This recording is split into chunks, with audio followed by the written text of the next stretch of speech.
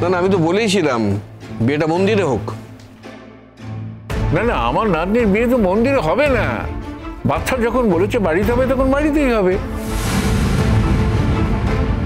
বাদশা আমার ছেলের মতো, ইনফ্যাক্ট রাজার থেকেও বাদশাকে আমি বেশি নিজের সন্তান বলে মনে করি। তাই বাদশা কিছু বললে আমার পক্ষে সেটা ফেলা খুব মুশকিল। বলছি তোমরা বাদশাকে একটু বোঝাও না, আমরা মন্দিরে গিয়ে বিয়ে দেবো, তাতে ওনাদের কোনো অসুবিধা হবে না। আমাদের বস্তির দুটো ঘরে কষ্ট করে থাকতে হয়, আমাদের তো ওখান থেকে বিয়ে দেওয়ার কোনো অবস্থা নেই। আমি কি করে বলবো যে মন্দিরে না হয়ে বিয়েটা বাড়িতে হবে? আর আমার ওই বাড়িতে যেভাবে অনুষ্ঠান হবে সেটা একমাত্র আমাদের মতো বস্তির লোকদেরই সম্ভব। তুমি তোমার নিজের অবস্থা নিয়ে নিজেকে বেশি ছোট ভেবো না বাবা। তোমার যেমন সামর্থ্য তুমি সেইভাবেই বউ ভাতের কাজ করবে, আমরা সেটা মেনে নেব। তোমরা বুঝতে পারছো তো যে আমাদের সেরকম অবস্থা নয়। আমাদের বলতে আমার আর মিনির বাবার কথা বলছি।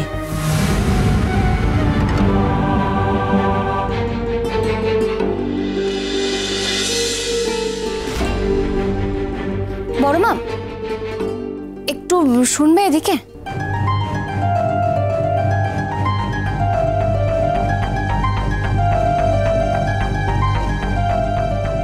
তুই চা বসিয়ে দিয়েছিস?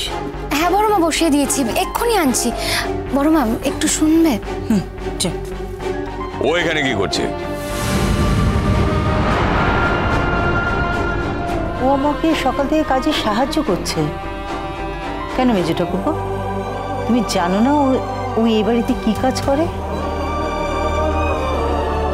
তার মানে এখন থেকে এই বাড়িতে তোমরা যেমন চাইবে ঠিক তেমনই হবে। আমাদের কথার কোনো ভ্যালুই নেই, কেউ মানবেই না আমাদের কথা, তাই তো? মেজো কাকিমণি, দেখতে এলাম, শুনলাম যে মিনির শ্বশুর বাড়ি থেকে লোক এসেছে। তারা তো বিয়ের কথা বলতে এসেছে, তত্ত্ব এনেছে নাকি খালি হাতেই চলে এসেছে?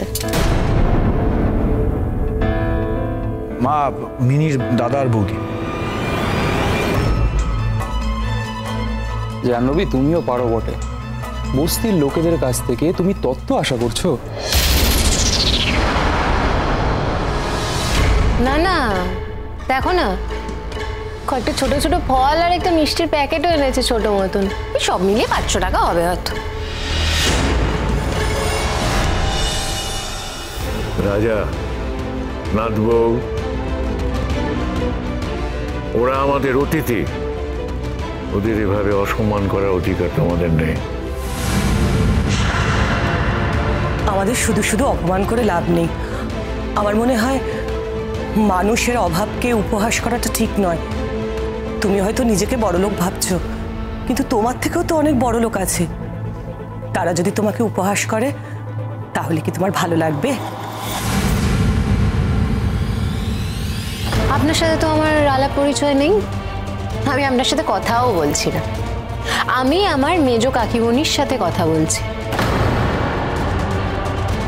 বাড়ির ব্যাপার, ব্যক্তিগত ব্যাপার, আপনি কেন নাক গলাচ্ছেন বলুন তো? একেবারেই ঠিক কথা না। আপনাদের বাড়ির লোকেদের কথা ঘরের মধ্যেই হওয়া উচিত, মানে বদ্ধ ঘরে। আপনারা যদি আপনাদের বাড়ির কথা বাইরের লোকের সামনে বলেন তাহলে তার উত্তর তো আমার মনে হয় দেওয়াই উচিত। কি বলেন? আরে লালন, তুমি কখন এসছো? হ্যাঁ, আমাকে তো মিষ্টু বললো যে মিনি তোমার শ্বশুর বাড়ি থেকে লোক এসেছে, তা তুমি এসে আমাকে ডাকোনি কেন? হ্যাঁ মিনি, আমার মা এসেছে, প্রণাম করে যাও। থাক থাক না, থাক, বসো বসো। আমি তো তোমাদের বাড়িতে যাচ্ছি, থাকতে যাচ্ছি। আচ্ছা শোনো না, আমি তো আমার মাকে ছেড়ে তোমাদের বাড়িতে থাকতে যাব। তুমি তুমি আমাকে আমার মায়ের মতো ভালোবাসবে তো? হ্যাঁ, মায়ের মতো খাইয়ে দেবে তো? আমি খুব চেষ্টা করব মা, কিন্তু তুমি তো এত বড় বাড়িতে থাকো, আমাদের বস্তিতে গিয়ে থাকতে পারবে তো? না, খুব পারবো, আমার কোনো অসুবিধা হবে না। আর তাছাড়া আমি তো আর একা থাকবো না, লালনও তো থাকবে আমার সাথে। লালন আমাকে খুব ভালোবাসে, ও থাকতে আমার অসুবিধা কিসের? হ্যাঁ, আমাকে বলতে পারতিস তো। না না বড় মা, ঠিক আছে।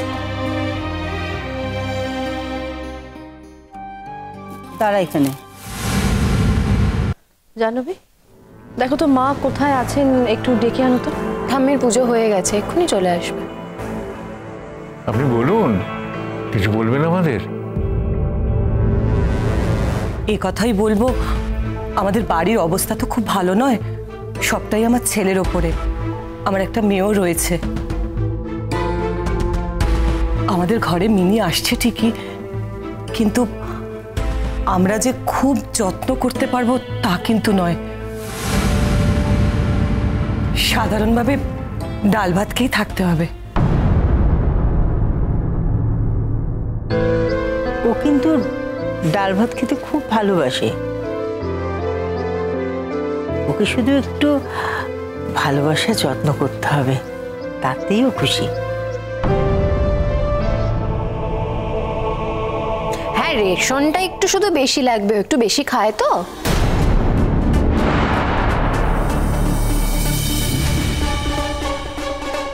বলছি কি, কোনো অসুবিধা হবে না, আপনি নিশ্চিন্তে থাকুন। বুঝতেই তো পারছেন, আমার একমাত্র ছেলে, অনেক কষ্ট করে বড় করেছি। ওর বাবা ছোটবেলায় মারা গেছিল, তারপর থেকে এখন পর্যন্ত খুব যুদ্ধ করে সংসার চালাই। লালনের কিন্তু তেমন কোনো কাজকর্মে মন নেই। হ্যাঁ, গান বাজনা করতেও খুব ভালোবাসে, কিন্তু বুঝতেই তো পারছেন, গান বাজনা করলেই যে তেমন কিছু করতে পারবে আমার সেটা মনে হয় না। তাই পরে যেন কোনো ভুল বোঝাবুঝি না হয়। আপনি কোনো চিন্তা করবেন না, আমার মেয়েরও তো অনেক ত্রুটি আছে। আমার মেয়ে তো আর 5টা মেয়ের মতো নয়।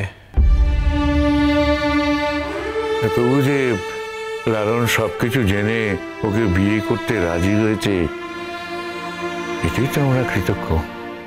যাকে আমি যাচ্ছি, ডাক্তারের অ্যাপয়েন্টমেন্ট আছে। তোমরা কথাবার্তা বলো।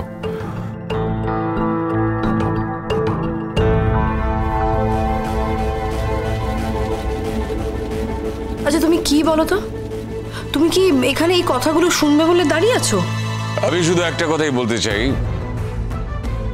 এ বাড়ি থেকে এই বিয়েটা হবে না। আমারও তাই মত।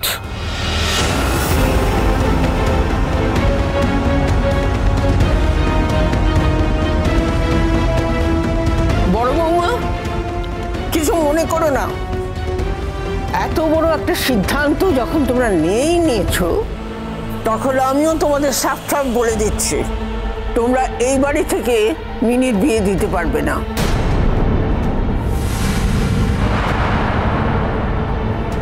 বাদশার সঙ্গে যা কথা বলার তা আমরাই বলবো। কোনো অসুবিধা নেই মা, বাচ্চার সঙ্গে তুমি কথা বলবে। আসলে মিনির খুব ইচ্ছে ছিল যে এই বাড়ি থেকে ওর বিয়েটা হোক। ওই বাড়িতে জন্মেছে, বড় হয়েছে, খুব স্বাভাবিকভাবেই ওর ইচ্ছে হয়েছিল এই বাড়ি থেকে বাকিদের যেরকম বিয়ে হয়েছে বা হবে, ওর বেলাতেও তাই হবে। মানে আমি বুঝতে পারছি না যে এই বাড়ি থেকে ওর বিয়েটা দিতে অসুবিধা কোথায় মা, কি প্রবলেম?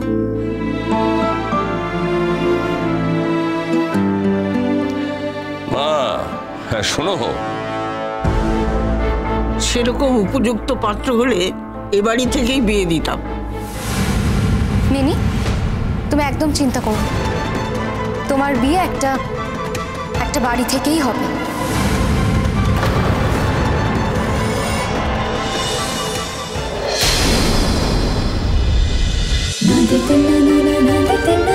रोशनाई।